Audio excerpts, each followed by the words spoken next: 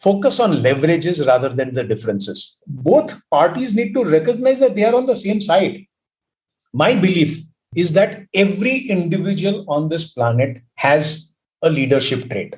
Are you recognizing it? Are you living up to it? Are you nurturing it the way it should be?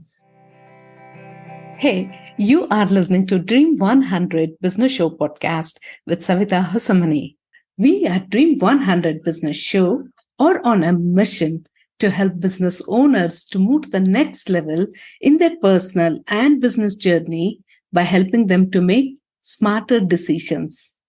In this show, we decode what goes on in the minds of successful business owners during challenging times and how they converted their dreams into profitable products or services.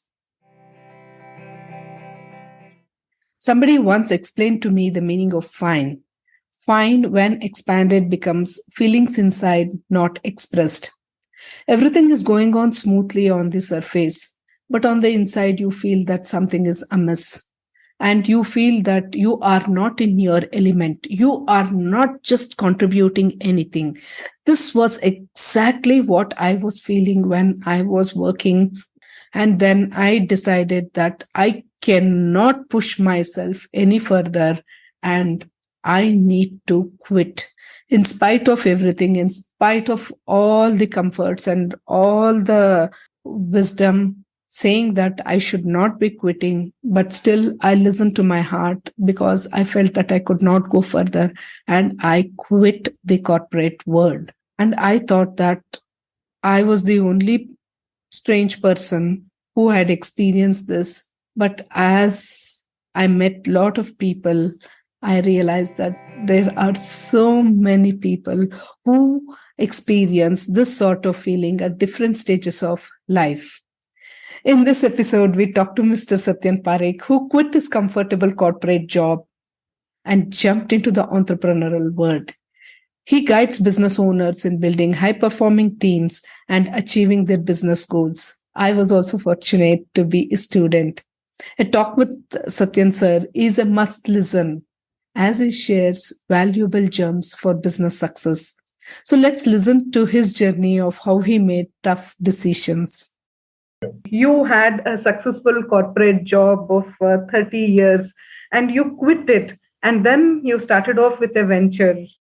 So what I did was that in the initial phases when I took the step, and why did I take the step? Because somewhere it just kind of the joy, the passion, the happiness that one surrounds in the work that you do. I personally believe that. And throughout that career, since 1982 to where till 2010, when I decided to move out of professional life, I was always consummated with one thought that anything that I do has to give that joy, passion, happiness, as well as a value add that I'm able to provide.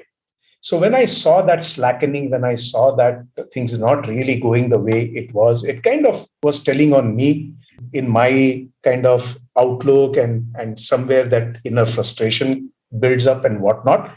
So it was a very, very uneasy feeling that started engulfing me. So I just decided to quit. And this was contrary to all the experts around me who were telling me to do otherwise. Like as I said before, many of us experience this, but very few have the courage to take this bold step. So now let's see what was Satyen sir's next step. So one thing that I did was I enrolled myself with the International Coaching Federation's course, be accredited as a coach. The rationale was very simple. I wanted to really ensure that whatever is my thinking, whatever is my understanding, whatever I want to do, is that really what is being sought out in the contemporary world? Because I do not know. So I wanted to validate that. I wanted to confirm to that convictions and beliefs.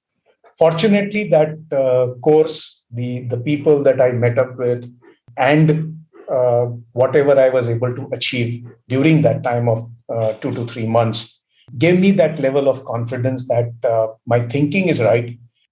Upskilling or validating your thoughts is the next best step for every entrepreneur, isn't it? But at the same time, the question of family security is also a major concern when you have your family still depending upon you and you want to shift gears. So, how did Satyan sir tackle this situation? I wanted to make sure that the family does not get impacted under any situation, and there is no compromise on the cost of living that we had as a part of professional world to now that I'm transitioning into a bit of an uncertain situation where there may not be a monthly paycheck that will come in, which will pay the regular bills and whatnot. So those were conscious things that were running in my mind.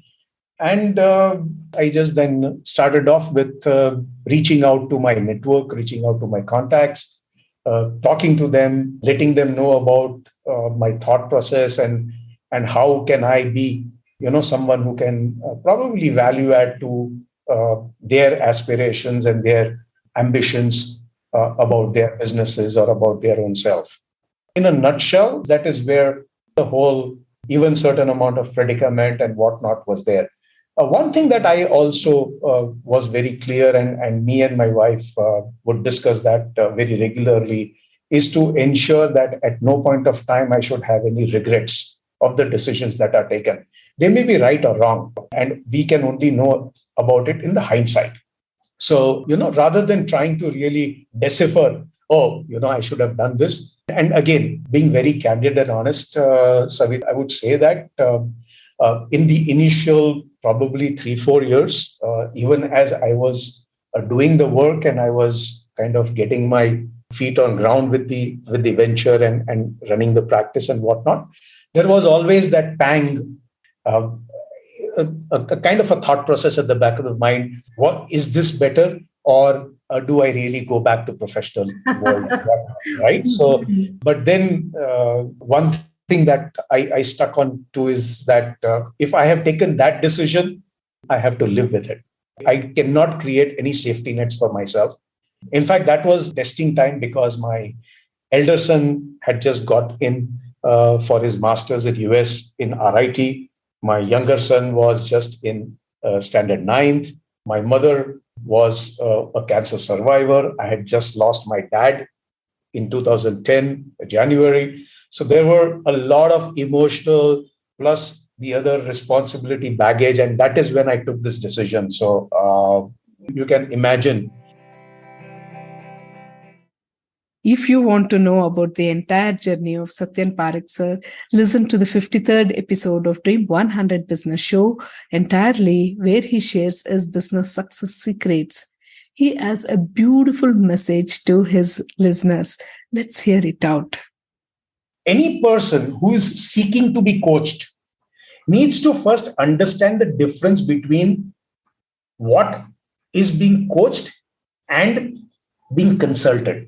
If you have a mindset and an expectation that if I go and undertake coaching, I will find answers to my problem, or that I will get prescribed solutions to my problems, it will fail.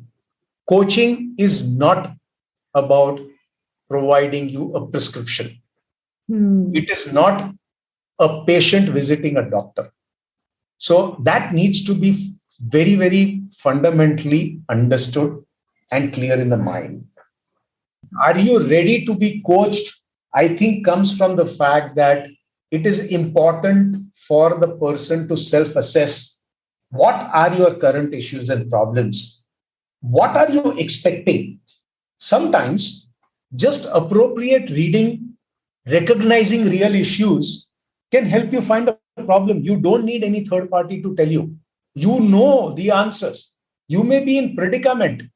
You may be in dilemma. And with some kind of communication, with some kind of reading and blending of some thought process and all, you'll be able to achieve it. So examples which can be coachable issues is that why are my efforts not yielding desired success? How do I move from point A to point B in my business? Am I clear in my aspirations? and what not. Those could be coachable. When a person is coachable, how will consultancy actually help their business? So, consultancy is uh, a different line of action which basically relates to a certain transactional level inputs and insights, including sharing or creating of best practices. It is somewhere where a consultant would have to tell the recipient of what they need to do. A coach will never do that. Coaching is all about empowerment. It is about making the person realize what they need to do, and they will create their own actions of how they are going to achieve it. So, coaching facilitates thinking. Coaching is not imposing actions and things to do. Yeah, this is an amazing insight, because usually people go with the flow of coaching and consulting. They think that both are the same. But Everybody talks of coaching, mentoring, and consulting as one word. but you have very finely drawn the distinct differences between them. So now it makes a lot of sense, because we see business owners saying that I went and met this coach and still nothing is working, because it was just their thinking was empowered, but not their actions. And with what expectations have you gone for coaching?